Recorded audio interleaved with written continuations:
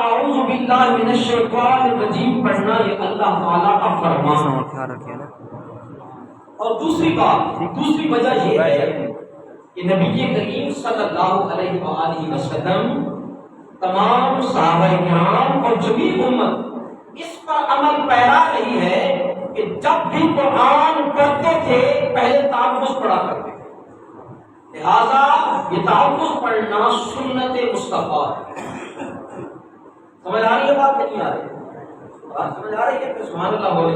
سبحان اللہ کیا ہے؟ سنت مصطفیٰ ہے۔ اور ایک اور میں آپ کو بات سمجھا دوں، جس طرح نماز پڑھنے کے لیے وضو ضروری ہوتا ہے نا، وضو، کیونکہ وضو کے ذریعے انسان کا جو ظاہری جسم ہے وہ پاک ہوتا ہے پلیدگی سے، ناپاکی سے پاک ہوتا ہے، اور پھر انسان نماز پڑھنے کے قابل ہو جاتا ہے۔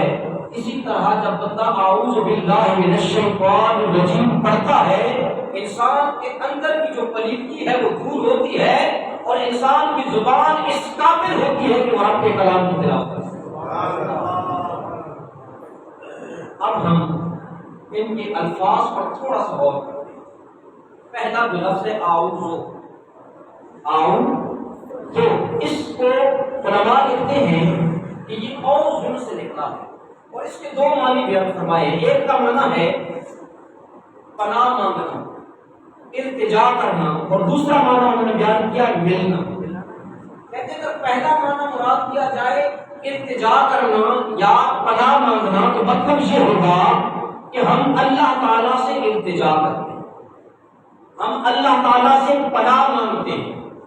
اور اگر دوسرا معنی مراد لیا جائے ملنا تو پھر اس کا مطلب یہ ہوگا کہ میں اپنے اس ناپاک نفس کو، اپنے اس کمزور نفس کو اللہ سے ملانے آیا۔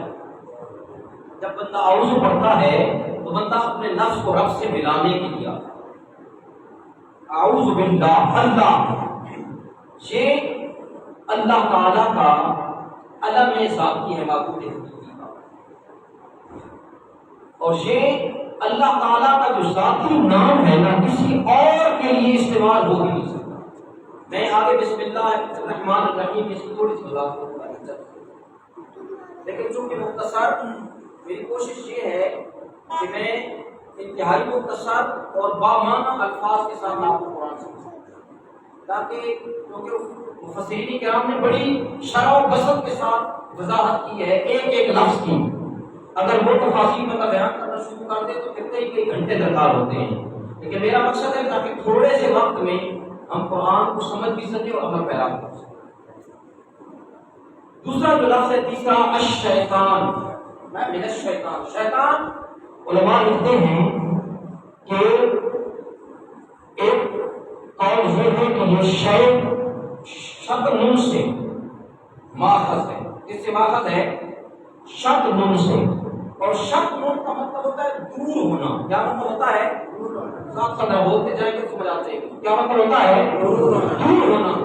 کیونکہ شیطان اللہ تعالیٰ کے بڑا قریب تھا، بہت قریب تھا اللہ تعالیٰ کے، اتنا قریب تھا کہ وہ فرشتوں کا سردار تھا اور فرشتوں کا استاد کہلاتا تھا، لیکن اپنی سرکشی کی وجہ سے اور اپنی ناعاقبت اندیشی کی وجہ سے اور غرور اور تکبر کی وجہ سے وہ اللہ کی رحمت سے دور ہوا، اس لیے اسے شیطان کہا جاتا ہے۔ بات سمجھ آئیے کہ نہیں؟ لہذا غرور اور تکبر صرف اگر چاہیے تو وہ اللہ کو چاہیے، کوئی انسان کوئی چیز غرور و تکبر نہیں کر سکتا۔ لہذا جب بندہ غرور و تکبر شروع کر دیتا ہے تو سمجھ جاؤ کہ مراد درگاہ ہو جائے۔ دوسرا قول فرماتے ہیں کہ یہ لفظ شیطان سے نکلا، اور شیطان کا مطلب ہوتا ہے ہلاک ہونا۔ کیا مطلب ہوتا ہے؟ ہلاک ہونا۔ کیوں؟ کہ شیطان اللہ کی نافرمانی کرنے کی وجہ سے ہلاک ہو گیا۔ ہلاک ہوا نا کہ نکل جا میری جنت سے، اب تو قیامت تک یوں ہی بھٹکتا رہے گا اور تیرا ٹھکانہ جہنم ہوگا، تو ہلاک ہو گیا۔ کیوں ہلاک ہوا؟ اللہ کی ایک نافرمانی کی تھی. اب یہاں پر رک کر میں ایک جملہ کروں گا، جس نے ایک نافرمانی کی ہمیشہ ہمیشہ کے لیے راندہ درگاہ ہوا. اور ہم ذرا اپنے اعمال پہ غور کریں نا، کتنی نافرمانی، ہم کتنی نافرمانیاں کر رہے ہیں. بہرحال جو اگلا لفظ ہے وہ ہے رجیم. رجیم کا جو مطلب، رجیم کے معنی بھی ہے، ایک معنی ہے نکالنا. کیا معنی ہے؟ دوسرا معنی ہے پھینک کر مارنا، اور تیسرا معنی ہے لعنت کرنا. میں تینوں کو الگ الگ بیان کرتا ہوں. نکالنا، چونکہ شیطان پہلے ملائکہ کے ساتھ، فرشتوں کے ساتھ رہا کرتا تھا، لیکن پھر وہاں سے نکالا گیا. فرمایا قال فاخرج منها فانك رجیم، نکل جا تو مردود ہے. اس لیے علماء لکھتے ہیں کہ اس کا معنی ہوگا رجیم کا کہ نکلا. اور دوسرا معنی بیان کرتے ہیں پھینک کر مارنا. جب بھی شیطان آسمان کی طرف جاتا ہے تو آپ لوگوں نے دیکھا ہوگا کبھی کبھار رات کو ایک تیز سا شعلہ اس طرح جاتا ہے، پھر بند ہو جاتا ہے. دیکھا ہوگا آپ لوگوں نے، کھلے آسمان پر آپ سو رہے ہو، رات کو اچانک ایک شعلہ یوں جاتا ہے اور پھر بند ہو جاتا ہے. وہ شعلہ وہ ہے جب شیطان آسمانوں کی طرف جانے کی کوشش کرتا ہے تو قرآن کہتا ہے فَاتْبَعَهُ شِهَابٌ ثَاقِبٌ، ایک ٹوٹا ہوا تارا، ایک سلگتا ہوا انگارہ اسے مارا جاتا ہے کہ اے مردود تو واپس آ. تیسرا معنی بیان کیا لعنت کرنا. رجیم کا مطلب یہ ہے کہ شیطان وہ ہے جس پر ہمیشہ سے اللہ تعالیٰ بھی، اس کے فرشتے بھی، اور تمام کائنات میں جتنے مسلمان ہیں وہ شیطان پر لعنت کر رہے ہیں. فرمایا وَإِنَّ عَلَيْكَ اللَّعْنَةَ إِلَىٰ يَوْمِ الدِّينِ، اے لعنتی تمہارے اوپر قیامت تک، روز جزا تک لعنت برس گئی. اب آئیے اعوذ باللہ پڑھنے کا فائدہ کیا. حضرت شاہ عبد العزیز محدث دین، ان کی تفسیر ہے تفسیر عزیزی، جس کو استاد التفاسیر بھی کہتے ہیں. اس میں وہ ایک حدیث پاک لے کر آئے ہیں. کہتے ہیں جو بندہ دن میں 10 مرتبہ اعوذ باللہ پڑھ لیتا ہے، کتنی مرتبہ؟ 10 مرتبہ اعوذ باللہ پڑھ لیتا ہے نا، تو پھر اس سے کیا ہوتا ہے؟ اللہ تعالیٰ ایک فرشتہ مقرر کر دیتا ہے جو اس بندے کی شیطان سے حفاظت کرنے لگ جاتا ہے. کتنی بڑی بات ہے. ہر وقت ہم شیطان کی مانتے رہتے ہیں، شیطان کے پیچھے چلتے رہتے ہیں. اعوذ باللہ پڑھنے سے شیطان سے بندہ بچ جاتا ہے. اور حضرت علامہ اسماعیل حقی رحمۃ اللہ تعالیٰ علیہ نے تفسیر الروح البیان کے اندر حضرت امام حسن مجتبی رضی اللہ تعالیٰ عنہ کا فرمان نقل کیا. فرماتے ہیں کہ جو بندہ اعوذ باللہ من الشیطان الرجیم پڑھ لیتا ہے، اللہ تعالیٰ اس کے اور شیطان کے درمیان 300 پردے حائل کر دیتا ہے. وہ شیطان پھر اس کا کچھ بھی بگاڑ نہیں سکتا. اچھا، میں زیادہ تفصیل نہیں جانا چاہتا. اب میں یہاں پہ ایک بات آپ کو سمجھانا چاہتا ہوں. شیطان سے پناہ کیوں مانگی جاتی ہے؟ کیونکہ وہ شیطان انسان کو نقصان پہنچاتا ہے. کیا کرتا ہے؟ نقصان پہنچاتا ہے. اب مطلب یہ ہوا کہ جو چیز انسان کو نقصان پہنچائے اس سے پناہ مانگنی چاہیے. مطلب یہ ہوگا کہ ہر وہ چیز جو انسان کو نقصان پہنچائے، چاہے وہ انسان ہی کیوں نہ ہو، چاہے وہ حیوان ہو، چاہے وہ مشروبات ہو، چاہے وہ طعام ہو، کھانے ہو جو انسان کو نقصان پہنچائیں، چاہے وہ نشہ آور چیزیں ہو، چاہے وہ ایسی گفتگو ہو جو انسان کو نقصان پہنچائے، مثلا گالی گلوچ یا غیبت، ہر وہ چیز جھوٹ. بہت ساری اگر میں بیان کرنا چاہوں تو پھر اسی پہ وقت لگ جائے گا. ہر وہ چیز جو جس اینگل سے بھی انسان کو نقصان پہنچائے گی اس سے پناہ مانگنا جائز بھی نہیں، صرف جائز نہیں بلکہ واجب ہے. ضروری ہے کہ اس سے پناہ مانگی جائے. اور کیوں؟ حضرت امام ترمذی نے ایک حدیث پاک نقل کی ہے اور یہ میں عمل بتا رہا ہوں، آپ لوگوں کو ایک عمل بتا رہا ہوں۔ ہم بھاگتے ہیں پیروں کے پاس اور ایسے ایسے پیروں کے پاس جاتے ہیں جن کو شریعت کا علم نہیں ہوتا، اور غیر مذہبوں کے پاس، بد مذہبوں کے پاس ہم تعویذ دکھانے کے لیے بھی جاتے ہیں۔ تعویذ دکھانا جائز ہے، جیسے حدیث پاک سے بھی ثابت کرتا ہوں، لیکن آپ کو میں جو عمل بتا رہا ہوں ایک دو الفاظ بڑے بتاؤں گا۔ شاد رکھنے ہیں، شاد نہیں رکھ سکتے، موبائل سب کے پاس ہیں، آپ ویڈیو بنا لیں، آپ ریکارڈنگ کر لیں۔ دو عمل میں بتانے جا رہا ہوں بڑے خاص قسم کے کہ حضرت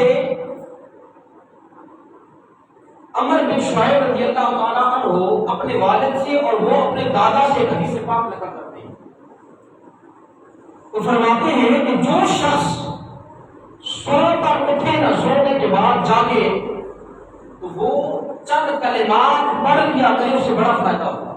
فرماتے ہیں کون سے کلمات؟ کہتے ہیں اعوذ بکلمات اللہ التامات من غضبہ وعقابہ وشر عبادہ ومن همزات الشیاطین وان یحضرون، کہ میں اللہ تعالیٰ کے کلمات تامہ، اللہ تعالیٰ کے پاک کلمات سے پناہ مانگتا ہوں۔ کس چیز کی؟ اللہ تعالیٰ کے غضب سے، اللہ تعالیٰ کی ناراضگی سے، اللہ تعالیٰ کے عذاب، اس کی سزا سے، اور اس کے بندوں کے شر سے، اور شیطانوں کے وسوسوں سے، اور شیطانوں کے حملے سے میں پناہ چاہتا ہوں۔ جو بندہ یہ پڑھ لے اسے کوئی چیز نقصان نہیں پہنچا سکتی، چاہے وہ جن ہو، چاہے وہ انسان ہو، چاہے وہ جو کچھ بھی ہو، اسے کوئی نقصان نہیں پہنچا سکتی۔ اور سنو صحابہ کا کتاب حضرت عبداللہ ابن عمر رضی اللہ تعالیٰ عنہ، آپ کا معمول کیا تھا اس کے بارے میں؟ فرماتے ہیں کہ حضرت عبداللہ ابن عمر رضی اللہ تعالیٰ عنہ جو بالغ بچے ہوا کرتے تھے نا، انہیں یہ دعا یاد کرایا کرتے تھے۔ میں علماء سے یہ گزارش کروں گا کہ آپ بچوں کو قرآن پڑھاتے، سبق پڑھاتے ہیں تو ان بچوں کو یہ کلمات یاد کرائیں تاکہ وہ جب اٹھے، جب جاگے، سونے کے بعد جاگے یا کسی بھی وقت انہیں یاد آئے تو یہ کلمات پڑھ لیں، ان کی حفاظت۔ حضرت عبداللہ بن عمر بالغ بچوں کو یاد کرایا کرتے تھے، اور جو نابالغ ہوتے تھے نا، پہلے کیا کرتے تھے، ان کے گلے میں تعویذ لکھ کر یہ ڈال دیا کرتے تھے۔ اگر آج کوئی کہتا ہے تعویذ لکھ کر ڈالنا جائز نہیں ہے تو پھر حضرت عبداللہ بن عمر پڑھ سکتا۔ اور دوسرا عمل بتانے جا رہا ہوں، سیدی مرشدی حضور ضیاء الامت جسٹس پیر شاہ علیہ رحمۃ اللہ تعالیٰ علیہ ضیاء القرآن کے اندر امام قرطبی کے حوالے سے ایک حدیث پاک نقل کی ہے، اور حدیث پاک کے راوی ہیں حضرت عثمان بن ابی العاص رضی اللہ تعالیٰ عنہ۔ یہ وہ صحابی ہیں جنہوں نے حضور کی بارگاہ میں عرض کی، یا رسول اللہ، جب سے میں نے اسلام قبول کیا میرے جسم میں بڑا درد رہتا ہے، جسم میں درد رہتا ہے، ہمارے ساتھ میں بھی درد ہوتا ہے، ٹانگوں میں بھی درد ہوتا ہے، اکثر اب آپ یہاں بیٹھے ہوئے کوئی شکایت ہوگی، ایک عمل بتانے جا رہا ہوں یہاں۔ ہم ڈاکٹروں کے پاس بھاگتے ہیں، حضور کے پاس جاتے ہیں، تعلیم کے پاس جاتے ہیں، کام کرو، دم بتانے جا رہا ہوں۔ حضور نے ارشاد فرمایا حضرت عثمان بن ابی العاص کو، فرمایا یہاں بھی میں آپ کو نہیں دوں گا، ریکارڈنگ کر لیں۔ حضور نے فرمایا اے عثمان، جس جگہ تمہیں درد ہو اس جگہ پر اپنا ہاتھ رکھ کے پھر کیا کرو، 3 مرتبہ بسم اللہ الرحمن الرحیم پڑھو۔ کتنی مرتبہ؟ 3 بولے ذرا، کتنی مرتبہ؟ 3 مرتبہ بسم اللہ الرحمن الرحیم پڑھے، اور پھر اس کے بعد 7 مرتبہ آپ نے پڑھنا ہے اعوذ بعزت اللہ وقدرتہ من شر ما اجد واحاذر۔ اعوذ بعزت اللہ وقدرتہ من شر ما اجد واحاذر، میں پناہ مانگتا ہوں اللہ تعالی کی عزت اور اس کی قدرت سے۔ کس چیز سے؟ جو تکلیف مجھے پہنچ رہی ہے، جو درد مجھے پہنچ رہا ہے، میں اس کی پناہ اللہ تعالیٰ سے چاہتا ہوں، اس کی عزت سے۔ کریم آقا نے فرمایا جو یہ پڑھ لے گا نا اس کا درد سبحان اللہ، یہ اعوذ باللہ من الشیطان الرجیم اور اعوذ باللہ کے فوائد ہیں. بات یہاں تک سمجھ آ گئی؟ میں نے پہلے بیان کر دیا کہ اعوذ باللہ پڑھنا اللہ تعالیٰ کا کیا ہے؟ حکم ہے، اور رسول کی کیا ہے؟ سنت ہے. بسم اللہ الرحمن الرحیم. وقت ہے آگے جائیں. کیا تنگ تو نہیں ہو رہے؟ کیا کہتے ہیں؟ وائنڈ اپ کرتے ہیں یا پھر بسم اللہ الرحمن الرحیم تفسیر بیان کرتے ہیں؟ علماء کرام کیا فرماتے ہیں؟ کیونکہ میں نے جو وقت مختص کیا تھا وہ آدھا گھنٹہ کیا تھا، تب میرے خیال میں میرے کوئی 20 منٹ بھی نہیں ہوگی. ٹھیک ہے نا؟ بسم اللہ الرحمن الرحیم. میری کوشش یہی ہوگی کہ وقت مناسب رکھا جائے اور اتنا رکھا جائے جتنا ہم سمجھ سکیں، جتنا ہم خوشی سے لے سکیں. جب آپ کہیں گے نا کہ بند کریں ختم کریں، میں تابع دار ہوں. میں نے آپ کے اوپر بوجھ نہیں ڈالا. مقصد میرا یہ ہے کہ آپ لوگوں نے دل کھول کے سننا ہے اور جو پڑھا ہے اس کو سمجھنا ہے، اور پھر باقی لوگوں کو بھی دعوت دینی ہے کہ آئیں. اب قرآن ہم نے سیکھنا ہے. اب اس مدت میں قرآن پاک کی بے حرمتی ہوئی. میں نے کل بھی یہاں پہ عرض کیا تھا کہ اگر انہوں نے قرآن کی بے حرمتی کی ہے تو ہم کم از کم اتنا تو کر سکتے ہیں نا، اس کے مقابلے میں اور کچھ نہیں کر سکتے تو قرآن سمجھ کر پڑھ تو سکتے ہیں. تو یہی تو ہم کر لیں. بسم اللہ الرحمن الرحیم. اللہ کے نام سے شروع کرتا ہوں جو بہت مہربان ہمیشہ رحم فرمانے والا ہے، ہمیشہ رحم فرمانے والا ہے. اچھا، بسم اللہ کی ضرورت کیوں پیش ہے بسم اللہ پڑھنے کی؟ چونکہ کفار کا طریقہ کار یہ تھا کہ وہ جو کام بھی شروع کیا کرتے تھے نا وہ بتوں کے نام سے شروع کیا کرتے تھے. مثلا پڑھتے تھے بسم اللہ سے وعزا وغیرہ وغیرہ، لات اور عزا ان کے بت تھے. وہ جو کام بھی شروع کرتے تھے اپنے بتوں کے نام سے شروع کیا کرتے تھے.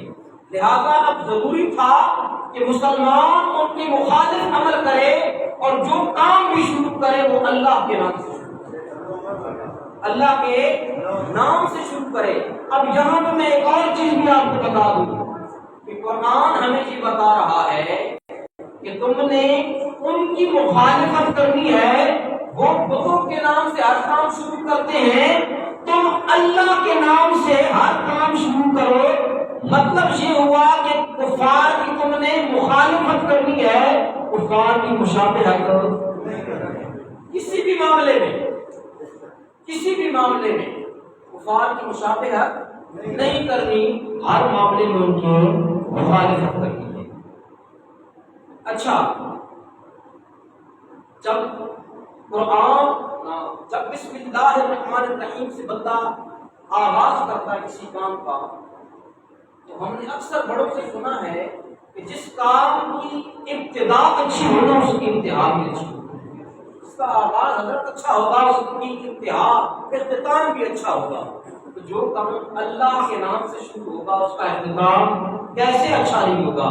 بلکہ ہمارے ہادی و مرشد صلی اللہ علیہ وآلہ وسلم نے ہمیں سبق دیا ہے کہ ہم سانس بھی لیں تو بسم اللہ پڑھ کے لیں. حضور نے ارشاد فرمایا اغلق بابک واذکر اسم اللہ. جب تم دروازہ بند کرو تو بسم اللہ پڑھ لیا کرو. دروازہ بند کرو تو کیا پڑھ لیا کرو؟ بسم اللہ پڑھ لیا کرو.